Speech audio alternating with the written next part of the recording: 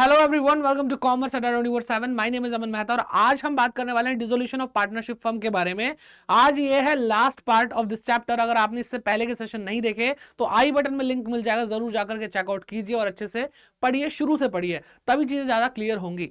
तो फटाफट से शुरू करते हैं आज की क्लास, जिसमें हम partners loan account, capital account पढ़ेंगे एंड बोनस में थोड़ा सा बैंक अकाउंट भी कर लेंगे। ठीक, तो सबसे पहले स्टार्ट करते हैं पार्टनर्स लोन अकाउंट से। अब आपको अगर पिछली क्लासेस का थोड़ा सा याद दिलाऊं तो मैंने आपको बताया था कि हम प्रायोरिटी वाइज पेमेंट करते हैं जब डिसोल्यूशन होता है, यानी बिजनेस को बंद किया जाता है। तो उसके बारे में अगर हम बात करें तो सबसे पहले थर्ड पार्टी को पे किया जाता है थ्रू रियलाइजेशन अकाउंट, फिर पार्टनर लोन को पे किया जाता है जो आज हम पढ़ने वाले हैं। उसके बाद अगर पैसा बच जाता है जो भी एसेट से रियलाइज हुआ होता है तो हम वो देते हैं कैपिटल अकाउंट को, मतलब कैपिटल्स पे करते हैं पार्टनर्स की, और उसके बाद अगर कुछ रह जाता है तो हम प्रॉफिट शेयरिंग रेशियो में बांट देते हैं। तो चलिए देखते हैं क्या होगा। तो पार्टनर लोन के केस में सिंपल सी चीज हमें पता होनी चाहिए कि ये क्या है, not transfer to realisation account, क्योंकि ये थर्ड पार्टी नहीं है, थर्ड पार्टी एक्ट है। यानी थर्ड पार्टी की तरह हमारे पार्टनर ने कुछ वैसा काम किया है, लेकिन वो थर्ड पार्टी तो नहीं है। ठीक है, फिर remains credited in the account itself, और ये किसी भी अकाउंट में ट्रांसफर नहीं किया जाता, रियलाइजेशन में तो किया ही नहीं जाता, किसी भी अकाउंट में ट्रांसफर नहीं किया जाता, ये अपने ही अकाउंट में रहता है। यानी partners loan account partner loan account में ही रहता है। पेड आफ्टर आउटसाइड लायबिलिटी, यानी जो हमारी थर्ड पार्टी है आउटसाइड लायबिलिटी, उसके बाद पे किया जाता है। ये पता नहीं क्या लिखा है, but before payment of capital, लेकिन कैपिटल की पेमेंट से पहले पे किया जाता है। तो जर्नल एंट्री अगर हम ध्यान से देखें तो जर्नल एंट्री बहुत सिंपल है। पार्टनर लोन भी एक लायबिलिटी है, लायबिलिटी को पे करेंगे तो डेबिट हो जाएगा, यानी लायबिलिटी को पे करेंगे तो वो डिक्रीज होगी, डिक्रीज होने पे लायबिलिटी डेबिट होती है। बिल्कुल एकदम बिल्कुल रूट से बात करा करिए अगर आपको ये चीज सीखनी है तो बिल्कुल रूट से मैं आपको बता रहा हूँ। पार्टनर लोन एक लायबिलिटी है, लायबिलिटी डिक्रीज होती है तो डेबिट करेंगे, पेमेंट के टाइम पे डिक्रीज ही तो होती है, तो मैंने डेबिट किया। और इस वजह से जब मैंने पेमेंट की होगी तो बैंक या कैश अकाउंट क्या हो गया होगा, कम हो गया होगा। तो बैंक या कैश क्या होता है, एक असेट होती है, असेट अगर डिक्रीज हो रही है तो क्या करेंगे, क्रेडिट करेंगे, सिंपल एज इट, है ना। चलिए, आई होप ये आपको समझ में आ गया। और इसके बारे में ज्यादा कुछ है नहीं, बहुत सिंपल सी चीज है। पेमेंट करने की बात आती है, पेमेंट कर देते हैं, और थर्ड पार्टी की बात करते हैं, कैपिटल से पहले करते हैं। मेन मुद्दा रियलाइजेशन अकाउंट का था जो हमने पिछली क्लास में देख लिया, और पार्टनर्स कैपिटल अकाउंट का है। तो चलिए पार्टनर्स कैपिटल अकाउंट पढ़ना शुरू करते हैं। इसकी बहुत सारी जनरल एंट्रीज आपको, मतलब वैसे तो कोई मुश्किल है नहीं, आप लोगों ने पहले भी सीखा होगा, लेकिन फिर भी एक बार देख लेते हैं। तो सबसे पहले हम क्या करते हैं कि बुक्स बंद हो रही हैं, यानी बिजनेस बंद हो रहा था, जो बुक्स ऑफ अकाउंट है वो भी बंद कर रहे हैं। तो उस केस में हमने अगर मान लो कि fix capital account method use किया होगा, तो अब करंट अकाउंट की फॉर्मेलिटी करने की क्या जरूरत है, जब कैपिटल ही नहीं रहनी, कैपिटल की पेमेंट हो जाएगी, डिसोल्यूशन हो रहा है, बिजनेस बंद हो रहा है, तो करंट अकाउंट वगैरह को एक साथ समेट लो अब।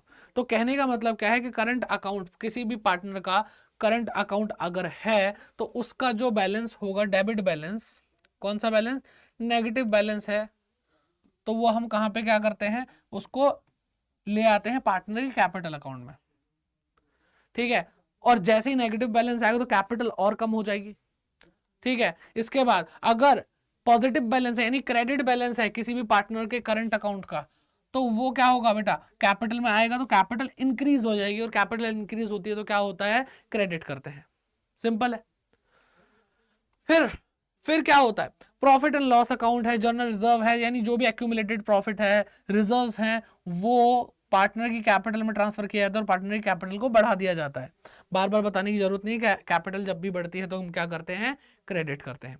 ठीक है, सेम अब अगर आगे हम देखें तो अगर कोई प्रॉफिट एंड लॉस अकाउंट का लॉस है, या फिर कोई deferred revenue expenditure accumulated loss वगैरह है, तो वो सारी चीजें जब ट्रांसफर होंगी कैपिटल अकाउंट में तो कैपिटल कम हो जाएगी और डेबिट हो रहा होगा। ठीक है, चलिए फिर अगर रियलाइजेशन अकाउंट बनाया है और रियलाइजेशन अकाउंट से प्रॉफिट आया है, क्या आया है, प्रॉफिट आया है, तो प्रॉफिट भी प्रॉफिट शेयरिंग रेशियो में कैपिटल अकाउंट में ऐड कर दिया है और कैपिटल क्या हो जाएगी, इंक्रीज हो जाएगी। अगर रियलाइजेशन अकाउंट से लॉस आया है, तो वो भी पार्टनर के कैपिटल अकाउंट में चला जाएगा और कैपिटल कम हो जाएगी, यानी डेबिट हो जाएगी। ओके, फिर बात करते हैं पार्टनर के कैपिटल की पेमेंट करने की। जब सब कुछ हमने सारे क्रेडिट करंट अकाउंट के बैलेंसेस सेट कर दिए, हमने accumulated profit loss reserve fictitious asset सब कुछ सेट कर दिया, और रियलाइजेशन अकाउंट का प्रॉफिट लॉस ले आए, और जो भी टेक ओवर वगैरह करी होगी तो उस टाइम पे हमने एंट्री रियलाइजेशन के टाइम पे सीख लिया, सब कुछ हो गया। अब एट द एंड कैपिटल का बैलेंस बचा है, कैपिटल का बैलेंस बचा है, या तो वो नेगेटिव बैलेंस हो सकता है या पॉजिटिव बैलेंस हो सकता है। हो सकता है कि आपने आपकी जो बैलेंस आ रहा है कैपिटल अकाउंट का, वो क्या हो रहा है बेटा, वो नेगेटिव है, यानी डेबिट बैलेंस है। उस केस में क्या होगा, हर पार्टनर को पैसा लाना होगा, और जब भी पार्टनर पैसा लाएगा तो बैंक या कैश अकाउंट क्या होगा, इंक्रीज होगा, और उसको हम डेबिट करेंगे। तो हमने क्या कर दिया भाई, इसको डेबिट कर दिया, और पार्टनर की कैपिटल जब लाने पे इंक्रीज होती है तो ये इंक्रीज हो गई। ओके, लेकिन अगर बैलेंस आता है क्रेडिट बैलेंस यानी पॉजिटिव बैलेंस, यानी पार्टनर का हक बनता है कि वो अपना पैसा वापस लेकर के जाए, तो अब वो पैसा लेकर जाएगा तो बैंक या कैश अकाउंट क्या हो जाएगा, डिक्रीज हो जाएगा, इसलिए हम उसको क्रेडिट करेंगे, और कैपिटल भी खत्म हो जाएगी क्योंकि वो लेके जा चुके हैं। ठीक है, तो बहुत सिंपल सी एंट्रीज हैं, आई होप आपको समझ में आ गई होंगी, कोई भी दिक्कत नहीं है। आगे बढ़ते हैं और ट्रीटमेंट देखते हैं गुडविल का। गुडविल का ट्रीटमेंट हमें क्या बताता है, देखो गुडविल दो तरह की हमने पहले से ही पढ़ी हुई है, परचेज गुडविल होती है और सेल्फ जनरेटेड गुडविल होती है, उन दोनों के बारे में ही हम आज बात कर रहे हैं। तो देखो ध्यान से देखो, यहां पे लिखा if goodwill appears in the balance sheet that means ये परचेज्ड गुडविल है ना, परचेज्ड गुडविल है। और अगर हम बात करते हैं गुडविल डज नॉट अपीयर, तो इसका मतलब क्या है, ये सेल्फ जनरेटेड है, सेल्फ जनरेटेड। ठीक है, तो ये बात देखो ऐसे लिखी थी हमने, शॉर्ट में समझ ली। अब देखो हमने गुडविल को देखा, गुडविल एक असेट है, हमने असेट से याद है, असेट तो रियलाइजेशन अकाउंट में ट्रांसफर कर दी होगी, बिल्कुल सही बात है। अब अगर रियलाइजेशन अकाउंट में ट्रांसफर कर दी होगी तो आप खुद एक बात सोचो कि कौन कौन सी असेट ट्रांसफर करी है, क्या गुडविल करी है या नहीं करी है। तो एक्चुअल में फिक्टिशियस असेट और कैश या बैंक ट्रांसफर नहीं होता, गुडविल फिक्टिशियस असेट नहीं होती, इसलिए गुडविल भी ट्रांसफर हुई होगी। ठीक है, गुडविल ट्रांसफर हुई होगी, तो ट्रांसफर तब होगी जब बैलेंस शीट में अपीयर होगी, है ना, और अपीयर क्या होती है, परचेज गुडविल होती है। तो गुडविल अगर परचेज गुडविल जो है वो ट्रांसफर की जाएगी तो क्या होगा बेटा, रियलाइजेशन में जाएगी, रियलाइजेशन डेबिट और गुडविल क्रेडिट। लेकिन अगर सेल्फ जनरेटेड गुडविल की बात करें, वो बैलेंस शीट में अपीयर ही नहीं होती, तो बैलेंस शीट से निकालेंगे कैसे जब है ही नहीं कहीं। ठीक है, जब है ही नहीं तो दिखाएंगे, निकालेंगे क्या, तो यहाँ पे कोई भी एंट्री नहीं होने वाली। आई होप क्लियर है। फिर आगे बढ़ते हैं, if it is realised in cash, अगर गुडविल से हमें कैश में पैसा मिलता है, तो अब तो देखो वो रियलाइजेशन की हो चुकी है, तो रियलाइजेशन की हो चुकी है, तो अगर गुडविल बेची जाएगी तो गुडविल क्रेडिट होनी चाहिए, लेकिन अब रियलाइजेशन में तो रियलाइजेशन क्रेडिट होगा, तो रियलाइजेशन क्रेडिट और कैश या बैंक बढ़ गया, पैसा आया है हमारे पास, तो वो डेबिट हो जाएगा। और यहां पे भी सेम एंट्री, सर ये वाली गुडविल तो हम लेके ही नहीं गए थे, नो एंट्री पास्ड। बेटा अगर गुडविल लेके नहीं गई, मतलब नहीं लेके जा रहे हैं, तो इसका मतलब ही नहीं है उस गुडविल से पैसा रियलाइज नहीं हो सकता। सेल्फ जनरेटेड गुडविल से भी पैसा रियलाइज हो सकता है, कोई सी भी गुडविल हो वो रियलाइजेबल होती है, और जब रियलाइज होगी तो रियलाइजेशन अकाउंट में ही पैसा आएगा और बैंक या कैश इंक्रीज हो जाएगा, बस इतना ध्यान रखना। और ये सेम एंट्री है, दोनों सेम एंट्री है। फिर बात करते हैं, one of the partner agrees to pay for the goodwill. Basically हर कोई पार्टनर है जो लेकर जा रहा है गुडविल, गुडविल के लिए पे करने के लिए तैयार है, तो अगर ऐसा है तो रियलाइजेशन हमारा क्रेडिट हो जाएगा क्योंकि गुडविल जा रही है, और पैसे की जगह पे पैसा आना था, पैसे की जगह पर हम कैपिटल से पैसा ले लेंगे। ठीक है, उस पार्टनर की कैपिटल से पैसा ले लेंगे और कैपिटल क्या हो जाएगी, डेबिट हो जाएगी, यानी डिक्रीज हो जाएगी, और रियलाइजेशन क्रेडिट, और सेम एंट्री विद दिस। चाहे अब देखो बात क्या है कि परचेज गुडविल और सेल्फ जनरेटेड गुडविल की जो ट्रीटमेंट है उसमें क्या फर्क है, कि ये बैलेंस शीट में होती नहीं है इसलिए इसको रियलाइजेशन में नहीं ले जा सकते, और ये बैलेंस शीट में होती है इसलिए परचेज गुडविल को रियलाइजेशन में ले जा सकते हैं। ठीक, बाकी बात रही रियलाइज होने की, तो पैसा दोनों से ही रियलाइज हो सकता है, तो सेम एंट्री होगी, और अगर कोई पार्टनर उसको लेकर गया तो भी सेम एंट्री होने वाली है। तो यहाँ पे तो कोई फर्क ही नहीं है, सिर्फ हमें पहली एंट्री पे ध्यान देना, और पहली एंट्री तो बहुत आसान है।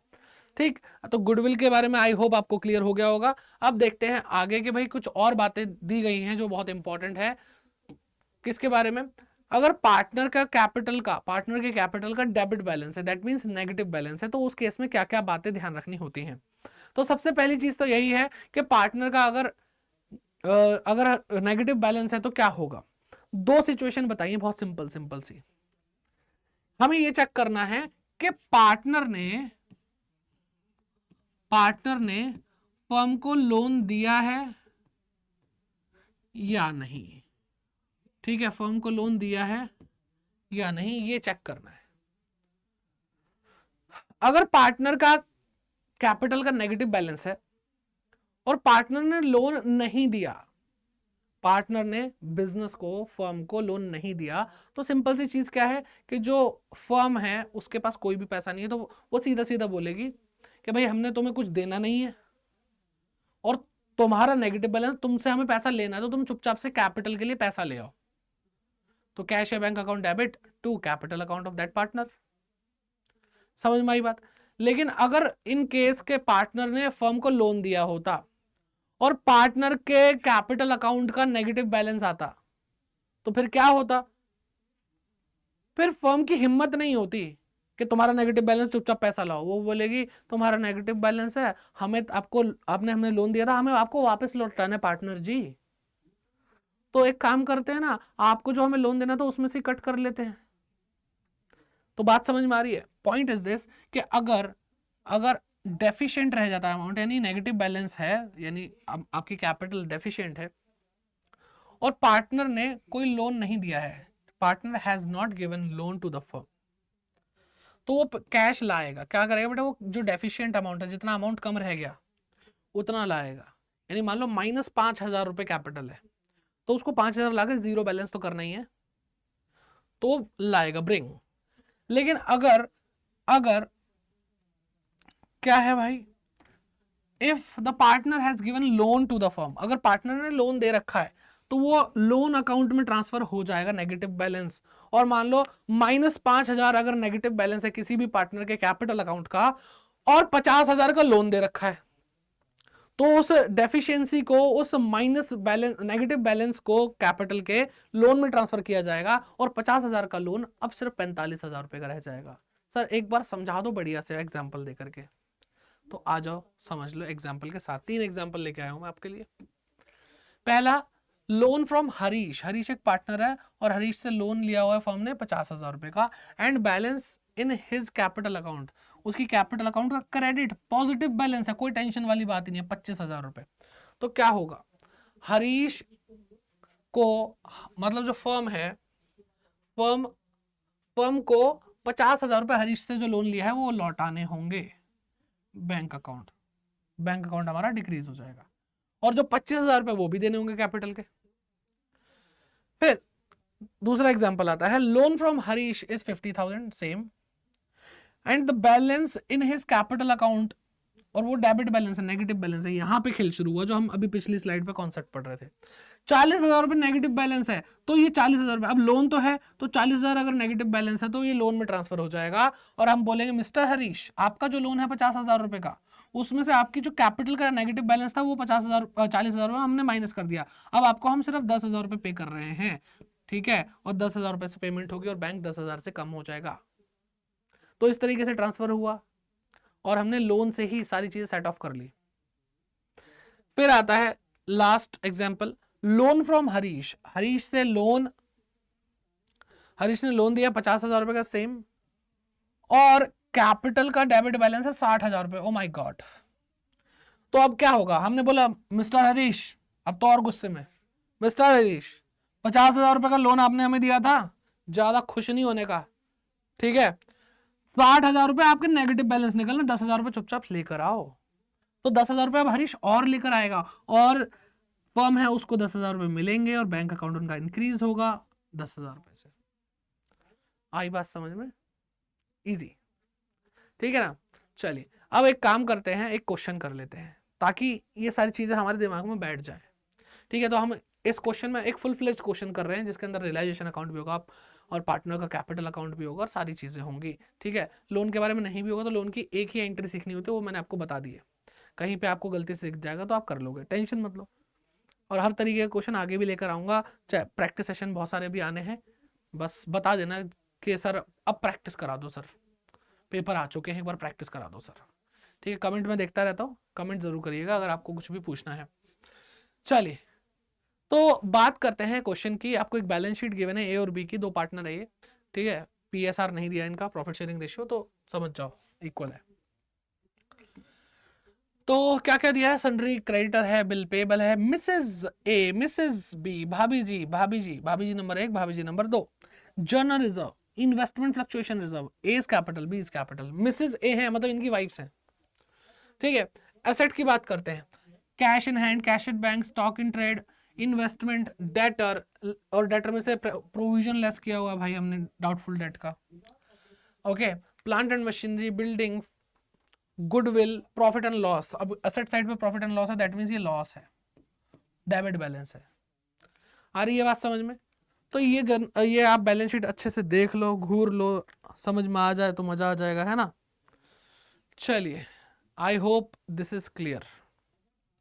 आगे बढ़ते हैं। अब इसके आगे हमें बहुत सारी क्या कहते हैं एडजस्टमेंट दे रखे हैं, एक एक करके करना पड़ेगा भाई इसको। तो एंड में देख लेते हैं पहले तो, कि रियलाइजेशन अकाउंट बनाने के लिए कह रहे हैं, शो कह रहे हैं, show realisation account, bank account, partners capital account in the books of the firm, ठीक है।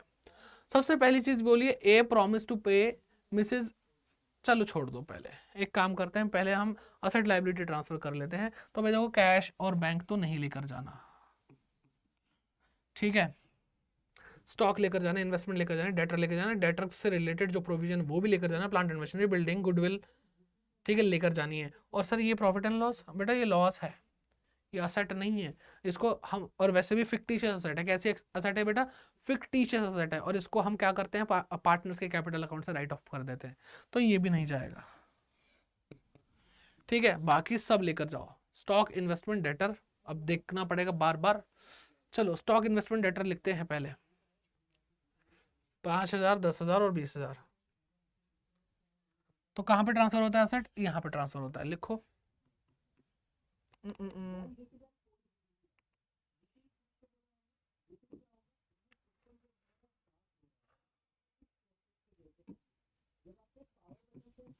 2 sundry assets, stock, investment, debtors, यही था ना, स्टॉक, इन्वेस्टमेंट, डेटर, 5, 10, 20। अभी जो हमने लिखा था वो कहाँ गया, अरे भगवान, आगे पहुंच गया, रुक जाओ।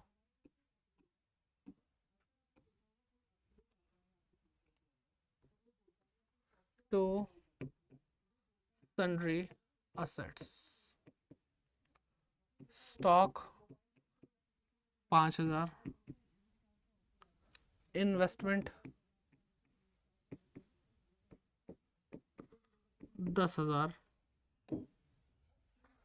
ठीक है, डेटर्स 20,000, बाकी भी लेके आते हैं। तो स्टॉक हो गया, इन्वेस्टमेंट हो गया, डेटर हो गया, और ये लाइबिलिटी के साथ ले जाएंगे। प्लांट एंड मशीनरी 20,000, और building, plant and machinery, building और गुडविल 20, 15, 4,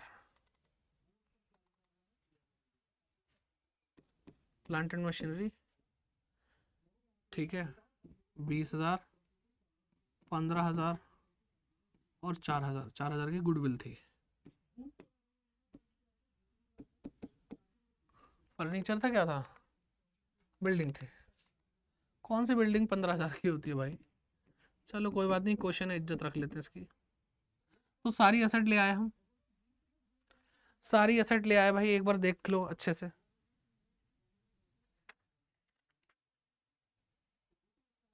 ठीक, अब टोटल करके देखते हैं। तो 5 और 15, 20, तो 20, 20, 40 और 60, 60 और 10, 70 और 74,000 रुपये आ गया। अब सारी लाइबिलिटीज को ट्रांसफर करेंगे बाय, पहले देख लेते हैं कितनी लाइबिलिटीज है। थर्ड पार्टी लाइबिलिटी लेनी है, तो देखो sundry creditor, sundry creditor, bill payable, Mrs A, Mrs B, third party है हमारे लिए, पार्टनर की वाइफ हमारे लिए, ठीक है, रिश्ते बाद में निभाएंगे। जर्नल रिजर्व नहीं आएगा, पार्टनर्स में बढ़ जाएगा, इन्वेस्टमेंट फ्लक्चुएशन पार्टनर में बढ़ जाएगा, तो ये सारी चीज़ें नहीं आएंगी, और बाकी यहाँ तक मिसेज बी तक सारी चीज़ें लेकर जानी है। सन्ड्री क्रेडिटर है, बिल पेबल है, और दोनों भाभीियों का लोन है, ठीक है। बाय, सन्ड्री लाइबिलिटीज, क्या क्या है, क्रेडिटर्स है, बिल पेबल है, मिसेस ए है, एज लोन, मिसेस बीज लोन,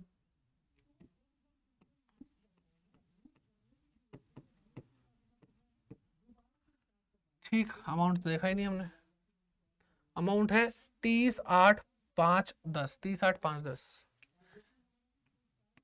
30, 8, 5, 10। तो ये हो गया 40, 45, 45 और 8, 53,000। ठीक है, 53,000। करते चलो, साथ साथ करते चलो भाई। अच्छा, एक चीज और रह गई, प्रोविजन रह गया। अच्छा, प्रोविजन रह गया, और एक चीज, हाँ, ये देखो यहाँ पे क्या है, प्रोविजन रह गया। मैंने बोला था एक साथ निपटाएंगे, ये वाला लेके जाना था हमें। मैंने कहा था लायबिलिटी के साइड। और एक और चीज, इन्वेस्टमेंट फ्लक्चुएशन रिजर्व है, तो एक बात और ध्यान रखें कि जो भी असेट होती है, असेट से रिलेटेड रिजर्व भी लेकर के जाते हैं, तो ये भी जाएगा 2000 और 1000। ठीक है, तो मैं लिखता हूं प्रोविजन फॉर डाउटफुल डेट और इन्वेस्टमेंट फ्लक्चुएशन रिजर्व। कितना, पहले तो लाइन मिटाओ ये वाली।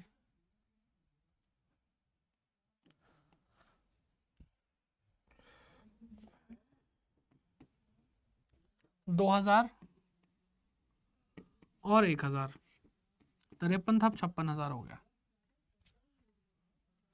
ठीक है भाई, अब क्या क्या रह रहा है इधर से भाई, एक तो ये नहीं गया और कैपिटल्स नहीं गए। कैपिटल तो वैसे भी कैपिटल अकाउंट में जाएंगे, ये पार्टनर्स में बांटे जाएंगे।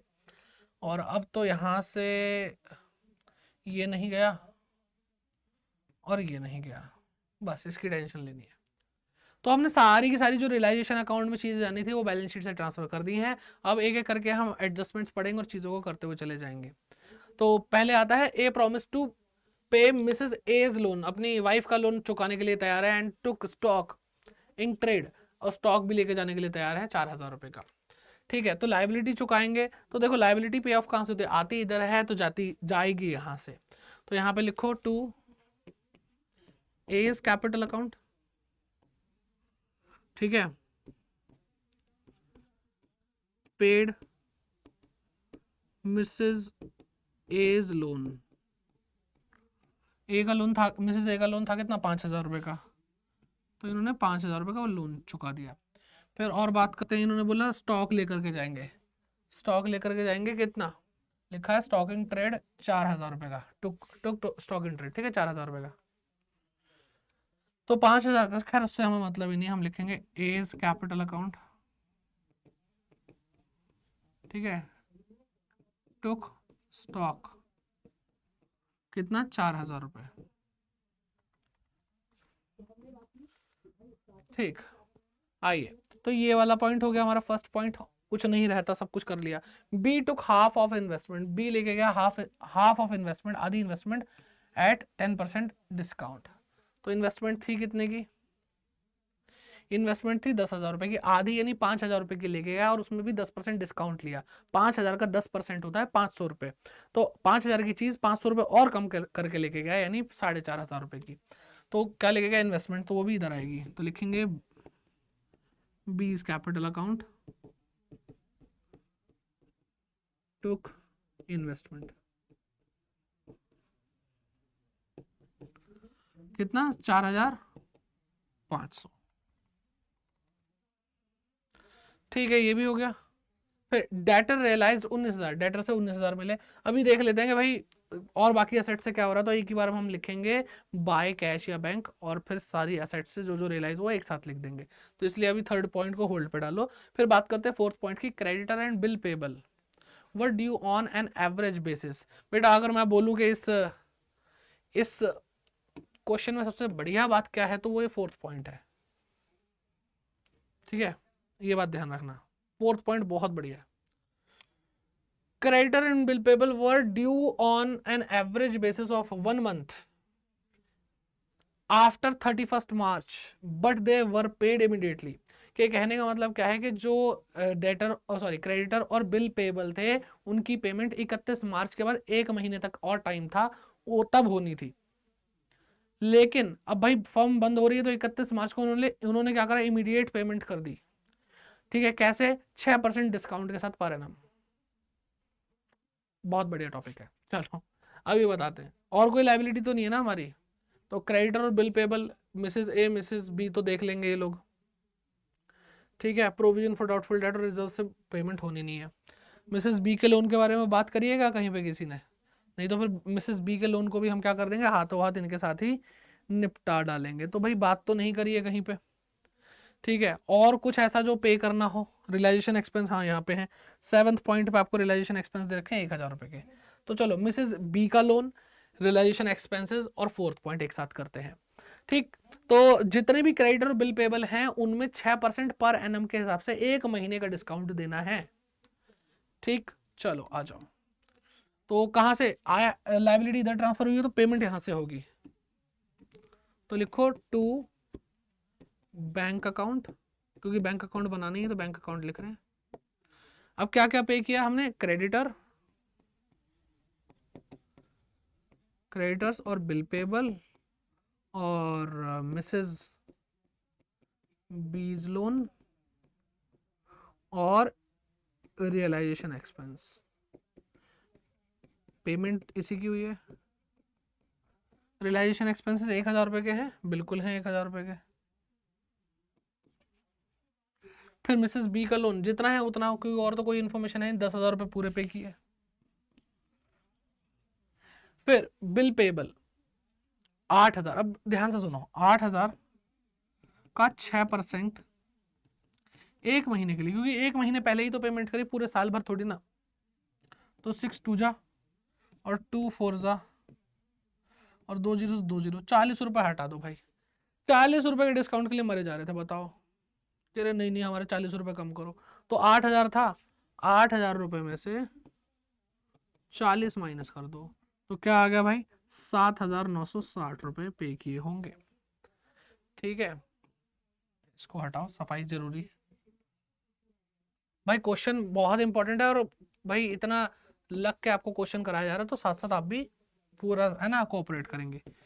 30,000 इंटू में 6% 1 महीने का, तो 6 2 जो 12, दो ये हुआ तो 15,000 आ गया, 2 जीरो यहाँ से उड़ा, 150 रुपये इसने, 150 रुपया। ठीक है, 30,000 में से 150 रुपये डिस्काउंट। अब 150 रुपये घटाएंगे तो भाई क्या आएगा, 29,850। ठीक है, टोटल करेंगे इसका, टोटल बताओ क्या आना चाहिए इसका। इसका आएगा 50 और 110, ठीक है। इसका आ जाएगा भाई 48,810, 48,810 रुपये। ठीक है, हमें समझ में आ गया। हमने क्या क्या कर लिया, हमने 4th पॉइंट यानी क्रेडिटर और बिल पेबल वाला पूरा कर लिया, मिसेस बी का लोन चुका दिया, और रियलाइजेशन एक्सपेंस वाला टॉपिक भी कर लिया। तो लो भाई चलो इस पे लगाओ टिक। एक तो ये हो गया हमारा, इसमें कुछ रह तो नहीं गया, बिल्कुल भी नहीं रह गया। फिर हमने ये वाला पॉइंट भी कर लिया रियलाइजेशन एक्सपेंसेस का। ठीक है, अब 3rd पॉइंट मैंने होल्ड पे डाला था, 5th पॉइंट पे आते हैं प्लांट रियलाइज। अब देखो यहाँ से भी पैसा मिल रहा है, यहाँ से भी पैसा मिल रहा है, तो सारी चीज़ें एक साथ हो जाएंगी। ठीक है, प्लांट से रियलाइज हुआ 25,000 रुपये, बिल्डिंग से 40,000 रुपये, गुडविल से 6,000 रुपये, और रिमेनिंग इन्वेस्टमेंट, क्योंकि देखो इन्वेस्टमेंट कौन लेके गया था, बी लेकर गया था, हाफ इन्वेस्टमेंट 10% डिस्काउंट पर, और 5,000 की अभी भी इन्वेस्टमेंट बची थी, और 5,000 की इन्वेस्टमेंट 4,500 रुपये में फिर से पैसा देकर गई है। ठीक है, तो प्लांट, बिल्डिंग, गुडविल और इन्वेस्टमेंट और डेटर, आ जाओ लिखते हैं।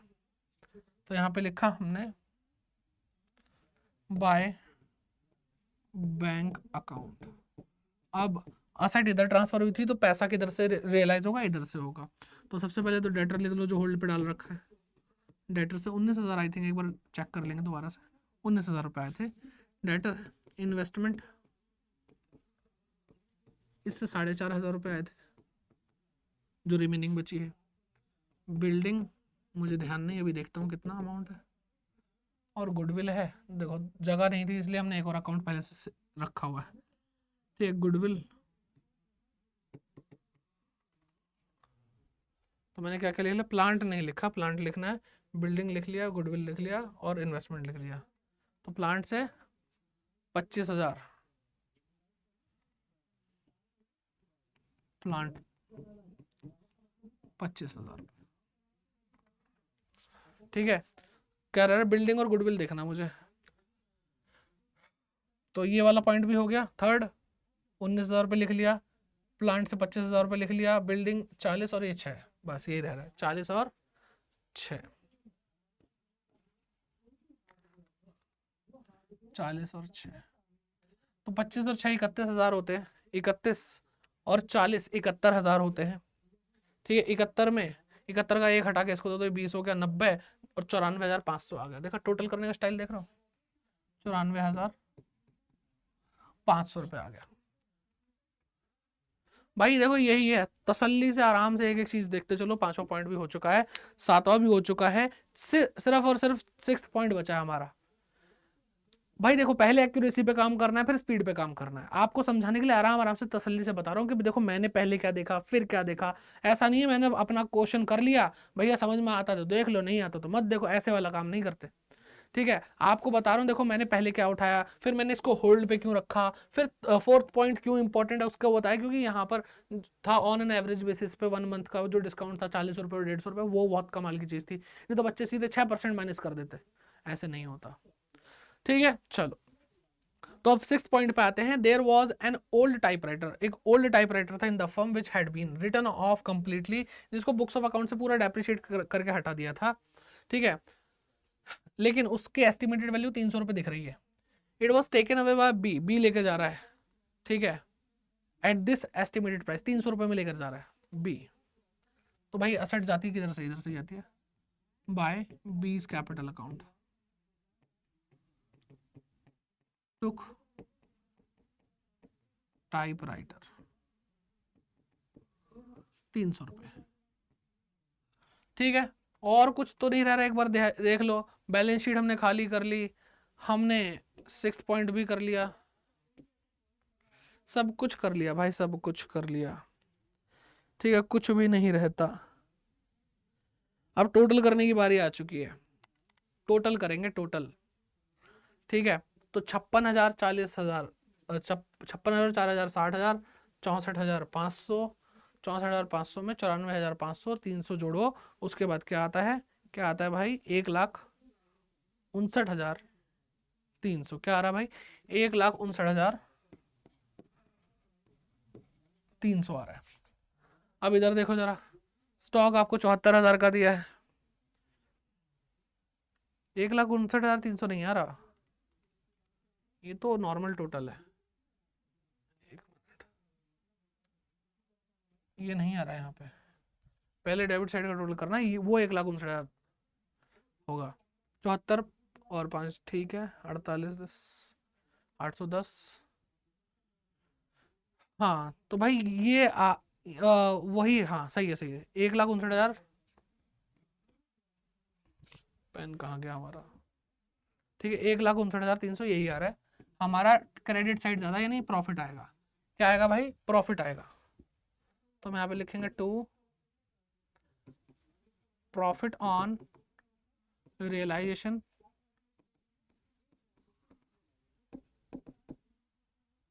अकाउंट लिखने की क्या जरूरत है, लिखो ए और बी। ठीक है, और डेबिट साइड का टोटल करके माइनस करेंगे हम किस में से, किस में से माइनस करेंगे भाई, 1,59,300 रुपये में से आएगा 31,490, 31,490 आएगा।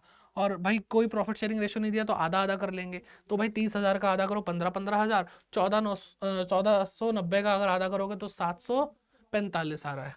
तो 15,745 और 15,745 और ये हो गया हमारा काम खत्म, 1,59,300 यहाँ पे भी लिख दो। तो हमने क्या कर लिया भाई, हमने रियलाइजेशन अकाउंट बना लिया। अब पार्टनर्स कैपिटल अकाउंट फिर बनाते हैं साथ साथ, है ना। तो पार्टनर की कैपिटल में तो एक तो ये जाने वाला है और जनरल रिजर्व जाने वाला है। ठीक है, जनरल रिजर्व कैसे जाएगा भाई, PSR क्या है, इक्वल है तो 5,000 रुपये चला जाएगा, तो 10,000 रुपये पहले तो कैपिटल अकाउंट का बैलेंस डालो। तो लो भाई partners capital account, credit side पे बैलेंस आएगा बाय बैलेंस BD 10,000 और 10,000। ठीक है, 10,000 और 10,000। ठीक, अब ये देखो सब जा चुका है। अब ये बचा है 5-5 हज़ार रुपये, ये भी चला गया, ये भी चला गया, ये भी चला गया और ये भी चला गया, सब कुछ ले गए भाई। 5-5 बस जनरल रिजर्व के लिख लो। तो बाय जनरल रिजर्व 5,000 रुपये और 5,000 रुपये, 10 था ना, 10,000 रुपये का जनरल रिजर्व था, आधा आधा बांट देंगे। और कुछ रहता है? हाँ जी सर रहता है। यहाँ पे लाइबिलिटी साइड पूरी हो गई, ये अभी नहीं लेके गए, ये ले गए, ये ले गए, ये ले गए, ये भी ले गए, ये भी ले गए, ये भी ले गए और ये भी ले गए। अब ये लॉस बचा सर, ये भी बांट लो। तो 3500 रुपये का आधा क्या होता है? 1750, 1750। अब ये लॉस है, लॉस बटेगा तो कैपिटल कम होगी, और कैपिटल कहाँ से कम होती है? डेबिट साइड से। तो लिखो यहाँ पे PL account, profit and loss account, 1750 और 1750। ठीक है, अब ये भी चला गया। अब जब कैश या बैंक अकाउंट बनेंगे तो ये दोनों चीज जाएंगी। अब बैलेंस शीट से अभी फिलहाल के लिए हमें कोई लेना देना नहीं है, यहां से भी हमें कोई लेना देना नहीं होगा क्योंकि हम रियलाइजेशन अकाउंट से वो सारी चीजें उठा लेंगे।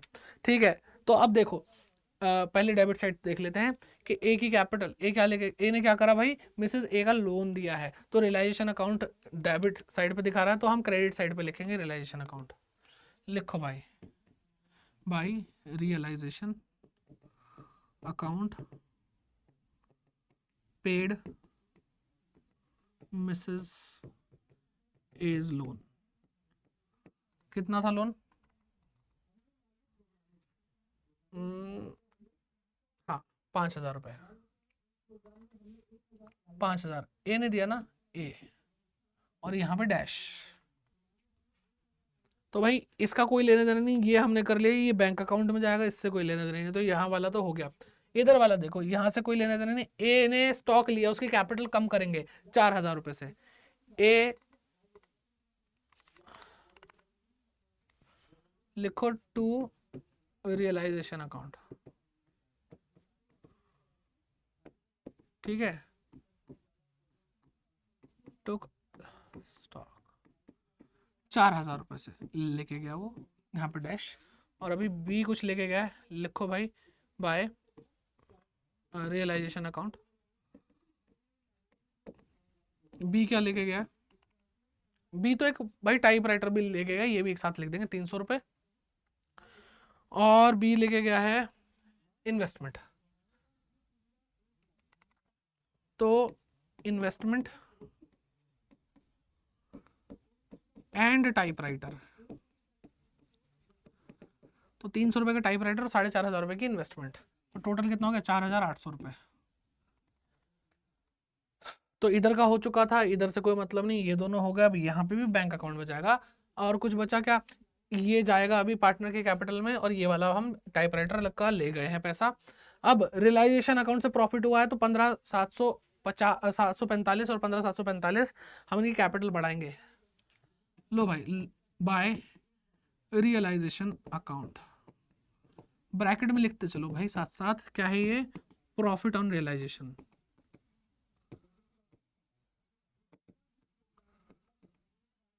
$15,745 और 15,745। ठीक है, तो भाई कितना आसान है, देखो एक बार चीज हो जाए ना, फिर वो चीजें आसान हो जाती है। तो अब भाई मैंने यहाँ पे सब कुछ कर दिया, यहाँ की सारी एंट्रीज ट्रांसफर कर दी, कुछ भी मुझे नहीं लगता कि हम मिस कर रहे हैं। ठीक है, अगर कुछ है तो भाई वो मुझे बता दो क्या मिस कर रहे हैं। ठीक है, तो साफ साफ दिख रहा है 10,000, 5,000, 15। हाँ ठीक है, ठीक है, ओके जी, बढ़िया एकदम, बिल्कुल सही है, बिल्कुल सही किया है। चलो अब टोटल करने की बारी आ चुकी है, टोटल करते हैं। और टोटल करेंगे तो भाई यहाँ पे बैलेंस सीडी नहीं आएगा, सीधे बैंक अकाउंट से पेमेंट हो जाएगी। ठीक है, सीधे बैंक अकाउंट से पेमेंट हो जाएगी टू बैंक अकाउंट। ठीक है, कैपिटल पेड, और ये कहाँ से आया अमाउंट? ये आया है, ये है बैलेंसिंग फिगर, तो यहाँ पे भी लिख दो बैलेंसिंग फिगर है ये, जो बैलेंसिंग करते वक्त हमने निकाला है। तो ये क्या है भाई? 5 और 5 10 और 10 20, 20 और 15 35,745, 35,745। ठीक है, 35,745 में, 35,745 में माइनस करेंगे हम 57,050 रुपये, 5750 रुपये, 5750 रुपये। तो बेटा 30,000 रुपये में सिर्फ 5 रुपये माइनस करने हैं, क्योंकि 5745 ऊपर है, 5750 नीचे है। तो 30,000 में 5 रुपये माइनस करेंगे तो 29,995 आएगा। क्या आएगा? 29,995। ठीक है, ये आ गया हमारा बैलेंस। ठीक, अब इधर देखें इसका क्या होगा। 15 और 15 30, 30,745, 30,745। अब इसमें क्या आएगा? 30,745, और इसको यहाँ पे सफाई करते हैं थोड़ी सी।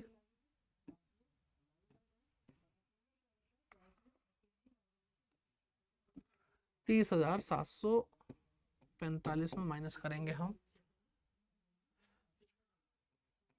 50, 5, अच्छा 6550। ठीक है, तो 5 9, ठीक है 1, और यहाँ पे आ रहा है 24, तो 24,195 आ रहा है भाई, 24,195। चलो भाई, अब बैंक अकाउंट बचा, वो भी हम निपटाते हुए चलते हैं। ठीक है, बैंक अकाउंट में पैसा डालना है, तो सबसे पहले तो बैंक एक असेट है, असेट का बैलेंस कहाँ से आता है भाई? इधर आता है, तो बाय बैलेंस बीडी। कितना बैलेंस था हमारे पास? कितना बैलेंस था हमारे पास? हमारे पास बैंक का था 8,000 रुपये, और 500 रुपये हम कैश को बैंक में ही डाल देंगे। अब 8,000 रुपये, और पैसा आएगा तो और इंक्रीज होगा, तो लिखेंगे कैश अकाउंट। कैश आ रहा है हमारे पास 500 रुपये। अब और तो कुछ है नहीं। अब ध्यान से देख लो भाई, पहले बैलेंस शीट को खुशी खुशी देख लो कि हमारा ये भी होगा, ये भी होगा, सब कुछ हो चुका है। जब ऐसा टिक लगते हुए चले जाते हैं ना, बड़ी खुशी होती है। चलो सफाई भी रख लेते हैं अब। तो यहाँ से हमारा काम हो चुका है, इसको अब देखने की जरूरत नहीं, क्योंकि रियलाइजेशन अकाउंट और कैपिटल अकाउंट से पैसा उठा देंगे हम। ठीक है, तो अब मैं क्या करने वाला हूँ, देखो ये लो, इससे कोई लेना देना नहीं, इससे कोई लेना देना नहीं। बैंक अकाउंट ये जो आया है यहाँ कर करके जो हमारा टोटल आया है रियलाइजेशन से, आप चाहो तो एक एक असेट लिख दो, ठीक है, लेकिन मेरा ये मानना है रियलाइजेशन अकाउंट 48,810 सीधे लिखने में फायदा है। 48,810, अरे भाई ठीक है। तो रियलाइजेशन हमने वो पे किया है, पे किया तो यहाँ पे आ जाएगा, लो बाय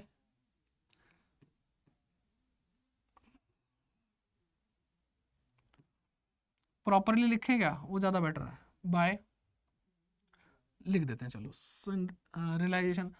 बहुत लफड़े हैं, बहुत लफड़े हैं भाई। पहले रियलाइजेशन अकाउंट लिखो, उसके आगे लिखो कि ये सन्डे डेटर का है। रियलाइजेशन अकाउंट, चलो ऐसे लिख लेते हैं। क्रेडिटर, बिल पेबल, और Mrs as loan, B loan, और क्या था, रियलाइजेशन एक्सपेंस।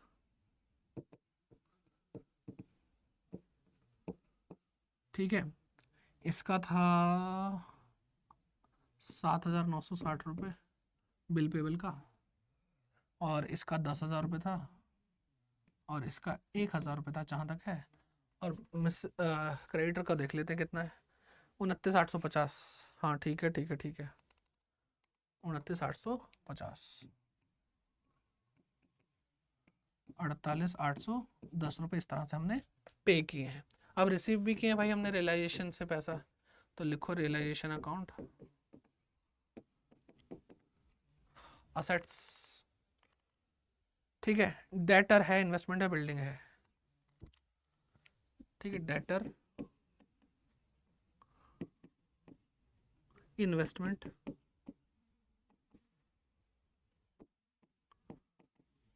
बिल्डिंग,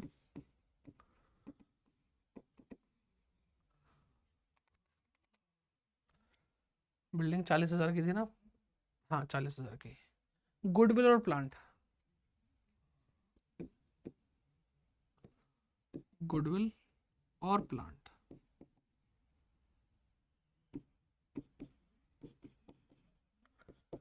और ये क्या आ रहा था, 94,500।